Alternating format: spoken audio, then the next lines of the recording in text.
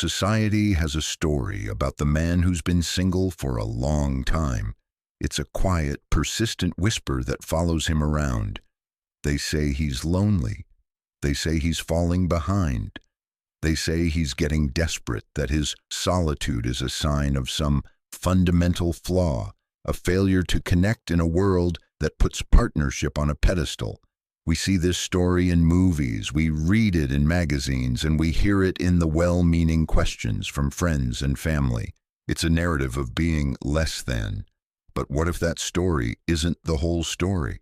What if that narrative, repeated so often it feels like fact, is actually a profound misunderstanding? What if the silence that surrounds him isn't a sign of weakness, but a training ground for a rare and unshakable kind of strength?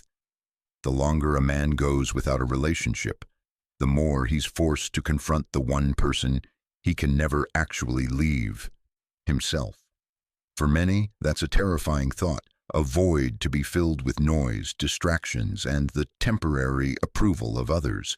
But for the man who, whether by choice or by chance, stumbles upon the ancient wisdom of Stoicism, this period of solitude doesn't have to break him. It can be the very thing that forges him. It's in this quiet crucible that a different kind of man can be made, a man who stops chasing the world and instead builds a world within himself. This isn't a story about loneliness. It's a story about the powerful, unseen transformation that can happen in the silence. The journey from being alone to being whole.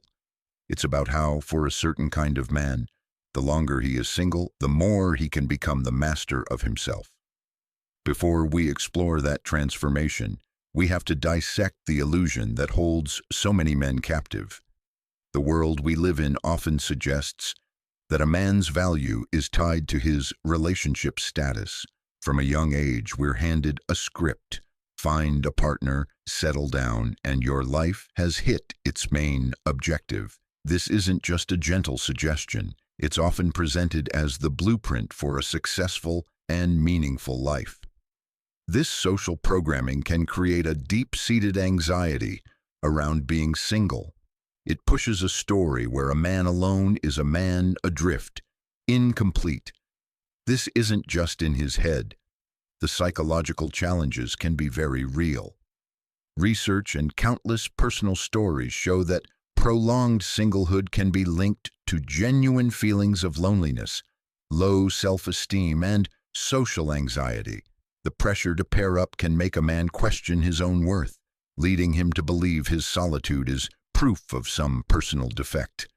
He might feel like he's on the outside of life, looking through a window at a party he wasn't invited to.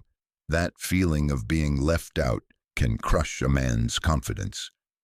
But here's where the great misconception takes root. This whole way of thinking is built on a shaky premise: that a man's happiness and worth are external things, granted to him by someone else. It teaches men to look outside of themselves for the validation that can only ever be built from within. It risks turning relationships not into a joyful union of two complete individuals, but into a desperate search for a missing piece of oneself. The man who buys into this myth can feel like he's constantly auditioning for a role that he hopes will finally make him feel whole, hiding his true self just to be chosen. This outsourcing of self-worth is a recipe for suffering. It creates a cycle of neediness and validation-seeking that leaves a man's emotional state swinging with every text message, every date, every hint of approval or disapproval. Stoic philosophy offers a radical and liberating alternative. It doesn't deny the potential for pain or loneliness in solitude. Instead, it reframes what solitude can be. For the Stoic, time spent alone isn't a waiting room for life to begin. It is life. It's the time and space for the most important work a man can ever do: building his inner citadel. It's a shift in focus from "what can I get from the world" to "what can I build within myself." This is where the journey of the man forged in solitude really begins. not with finding someone, but with finding himself. He starts to rewrite the script, creating one where his worth is a constant, determined by his character, not his relationship status. Long before a man might ever read a word of Marcus Aurelius or Seneca, a long stretch of being single can push him into a state of accidental stoicism. It's a natural process of adaptation that can happen when the external support of a romantic relationship is gone and a man has to stand on his own for a while. Think about it. When a man is in a relationship, his life is intertwined with another's. His schedule, his emotional reactions, his daily routines, they're often shared. There's a built-in support system, someone to lean on.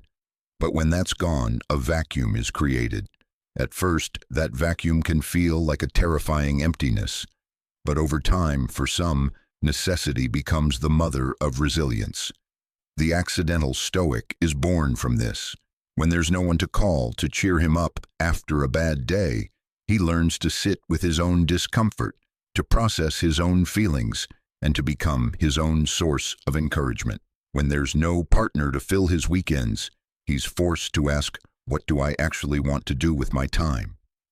This is where the real change can start. He starts to discover hobbies and passions that are truly his own, not just ones he adopted to impress someone. He might start going to the gym, not to build a body for someone else's approval, but for the discipline it gives him. He might pick up an instrument or go all in on a subject that fascinates him, just for the love of it. This is the cultivation of intrinsic motivation, doing things for their own sake, which is a cornerstone of a purposeful life. Emotionally, he can undergo a profound shift. Without the constant feedback loop of a relationship, he's forced to develop his own internal baseline. He learns that his moods are like the weather. They come and go, but he is the sky, not the storm. He can become less reactive. The highs aren't as manic, but the lows aren't as devastating either. This is the early stage of what the Stoics called apatheia, not coldness, but a state of calm equanimity, free from the disturbance of irrational emotions. He learns to find contentment in his own company, a skill that's tragically underdeveloped in our hyper-connected world. This period proves to the man, on a gut level, that he can survive, and maybe even thrive, on his own. He might be unknowingly building the foundation of a self-reliant, emotionally resilient man. He may not have the philosophical language for it yet, but he's living the principles. He's discovering that his solitude is not a state of lack, but a state of latent power waiting to be consciously harnessed. As the man transitions from an accidental stoic to a conscious one, the first pillar he intentionally builds is radical self-sufficiency. This is the Stoic concept of autarkia. It doesn't mean being a cold, isolated hermit who rejects everyone. It's the profound understanding that your own happiness and inner peace don't depend on external things or people. The man in the forge of solitude learns to be his own source of stability. This mastery unfolds across three critical areas: the practical, the financial, and the emotional. Practically, he becomes the master of his own world. He learns to cook, not just for survival, but to nourish his body with intention. He learns to manage his home, to fix what's broken, to create an environment that reflects his own sense of order. This isn't about chores, it's about competence. Every task he masters is a small declaration of independence. It reinforces the message, I can rely on myself. This tangible competence builds a quiet, unshakable confidence that can't be faked. Financially, his perspective shifts. The urge to impress with flashy things diminishes. He's no longer buying things to signal status to a potential partner. Instead, his finances become a tool for one thing: freedom. He learns to live within his means, not because he's cheap, but because he understands the wisdom of Seneca, who taught that true wealth is not in having much, but in wanting little. He saves and invests, not for lavish displays, but to build a fortress of security. This autonomy means he can walk away from a job that compromises his values.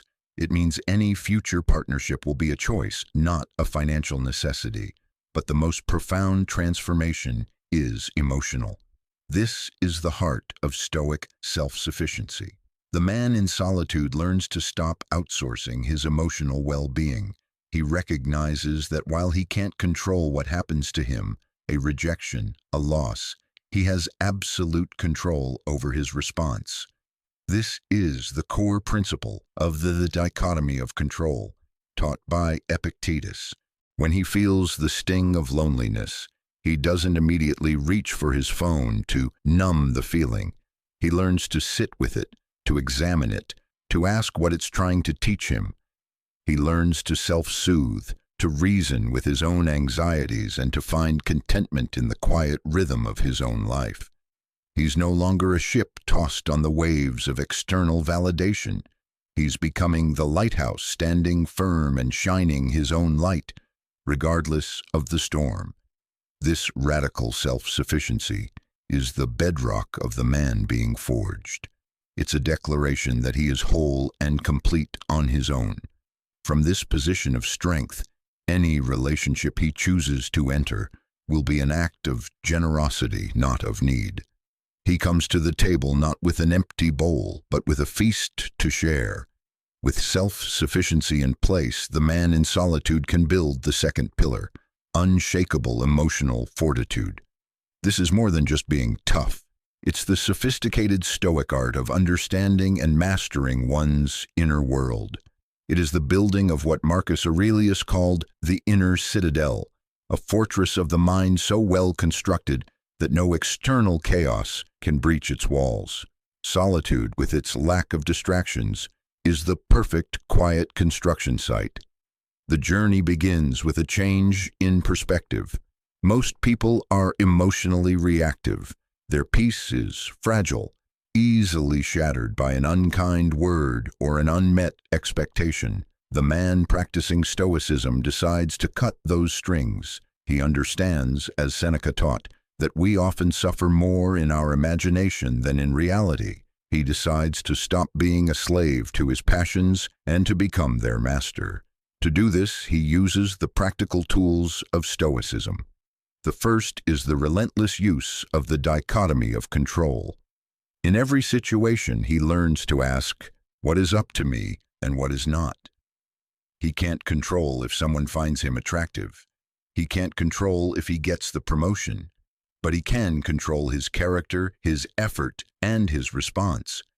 In his single life, this means he stops worrying about being chosen and focuses his energy on being the best man he can be. The fear of rejection starts to lose its grip. A rejection is no longer a verdict on his worth. It's just an external event, an incompatibility of paths. Next, he can practice premeditatio malorum, or the premeditation of adversity. This isn't about being negative. It's a powerful form of psychological inoculation. He regularly contemplates potential hardships, illness, financial trouble, or even continuing to be without a partner. By facing these fears in his mind, he strips them of their terror. He doesn't fear loneliness because he has already walked through it in his imagination and made a plan. He knows he would endure. This practice helps eliminate desperation. When he does meet potential partners, he can be his authentic self because his happiness isn't riding on the outcome. Finally, he cultivates emotional rationality. He learns to observe his feelings as they arise without immediately identifying with them. He experiences the initial flash of anger or pang of sadness, but he learns to insert a crucial pause before he reacts. In that pause, he finds his freedom. He sees his emotions not as divine truths, but as data. He can analyze them, learn from them, and then choose a rational course of action. This is the opposite of suppression. It's a deep engagement with his inner life, from the position of a calm commander. Through this disciplined training, his inner world is transformed. He is no longer so easily provoked, discouraged, or manipulated. His inner peace isn't a gift from the world, it's an achievement. He has built his inner citadel, brick by brick, in the quiet of his solitude, becoming a fortress of calm. Once a man has established self-sufficiency and emotional fortitude, he's free to build the third and crowning pillar, a purpose that's bigger than just finding a relationship. Many people feel like their life is on hold while they're single, waiting for a co-star to arrive. The man forged in stoic solitude realizes the flaw in this thinking.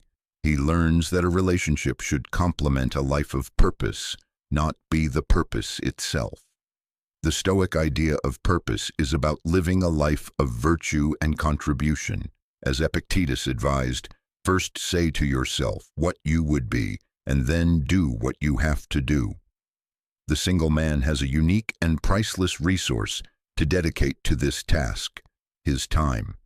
With his focus entirely his own, he can invest this resource wisely. This often starts with the mastery of a craft. He might redirect the energy others spend on dating apps into a single focused pursuit: building a business, mastering an instrument, excelling in his career. This isn't just a distraction, it's a form of active meditation. It teaches him discipline, patience, and the deep satisfaction that comes from creating value and achieving excellence. This craft becomes a source of fulfillment that is entirely his own. Second, he broadens his definition of connection and contributes to his community. The myth of the lonely single man assumes romance is the only cure for isolation. The Stoic knows this is false. He invests in his friendships, mentors someone younger, volunteers for a cause, or simply becomes a reliable pillar for his family. He understands that love and connection aren't scarce resources found only in romance. They are abundant energies that can be expressed in countless ways. His life can become rich with meaningful bonds, which pushes back against loneliness. Third, he embraces physical discipline as an expression of self-respect. For the man in the forge, fitness isn't about vanity. It's the Stoic practice of sharpening the tool that is his body so it can better serve his mind and purpose.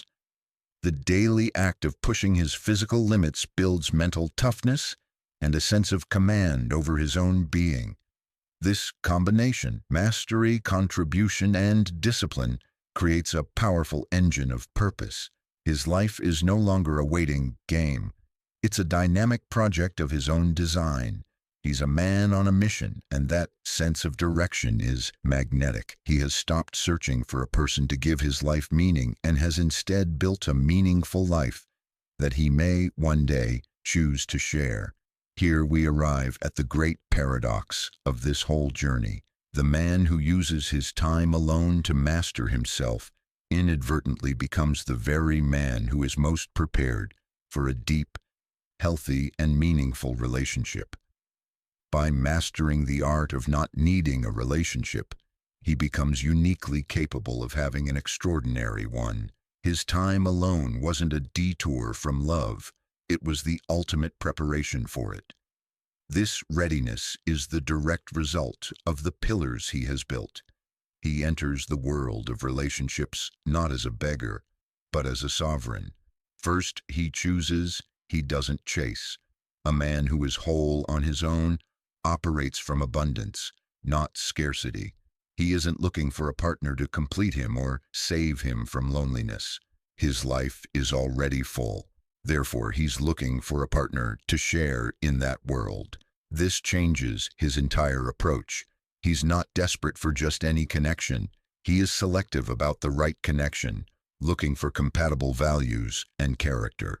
Second, he has unshakable standards. Having spent years cultivating his own peace, he is fiercely protective of it. He has high standards not from arrogance, but from self-respect. He won't tolerate drama or relationships that compromise his core principles because his happiness doesn't depend on the outcome. He has the ultimate power, the power to walk away. He'd rather be alone and at peace than partnered and in turmoil. This clarity makes him far less susceptible to manipulation and profoundly attractive to a partner who values strength and integrity. Third, he offers strength, not neediness. Because he has become his own emotional rock, he has the capacity to be a rock for his partner. While supportive partnerships are a source of immense strength, he doesn't depend on her for his stability. He can listen to her problems without becoming overwhelmed himself. He can be vulnerable, but he does so from a position of strength, not fragility. This emotional stability is a profound gift in a relationship. Finally, he is capable of a virtuous, stoic love. This is a love that goes beyond mere infatuation. The Stoics believe the highest form of relationship was a partnership between two virtuous people supporting each other's growth. Because the man forged in solitude knows his own values, he is attracted to good character in others, their resilience, their wisdom, their kindness. His love becomes an act of will and a conscious choice, not just a fleeting feeling. He can love his partner for who they are, accepting their imperfections, just as he has learned to accept his own. The man who emerges from the forge isn't looking for a savior. He's looking for an equal. He isn't looking for someone to build his life for him. He's looking for someone to build with. The longer he was alone, the more he learned to stand on his own. And only a man who can stand firmly on his own is truly ready to stand with another. The world looks at the man who has been single for a long time and sometimes sees an empty space, a story of something missing. But this view is often focused on the exterior, on a life defined by the absence of another, and it can miss the vast, intricate world being built within. The journey through extended singlehood, when guided by principles like stoicism, doesn't have to be a period of stagnation. It can be a period of intense, focused, and transformative work. It can be a trial by fire. What some might mistake for loneliness is actually solitude. What they might see as desperation is the quiet intensity of self-creation. For the man on this path, the longer he is single, the more opportunity he has had to become radically self-reliant, to build an emotional fortress, and to cultivate a purpose that gives his life direction. He learns that his value isn't determined by another's gaze. He learns that his peace isn't a gift to be given, but a fortress to be built. He learns that the quiet of his own company is not something to be feared, but a sanctuary for growth. This is the path to becoming a man who doesn't need to be loud to be heard, because his presence speaks for itself.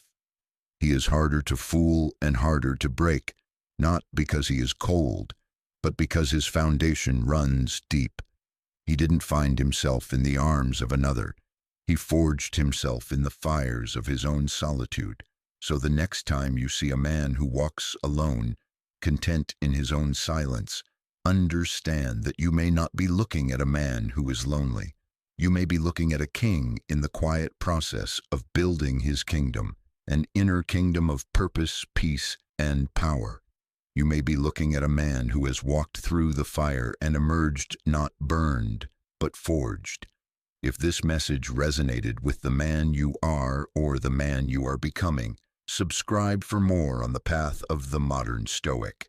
Like this video to share this perspective with others who may be on the same journey. And now I want to hear from you. In the comments below, answer this. What is the single most powerful lesson your time alone has taught you?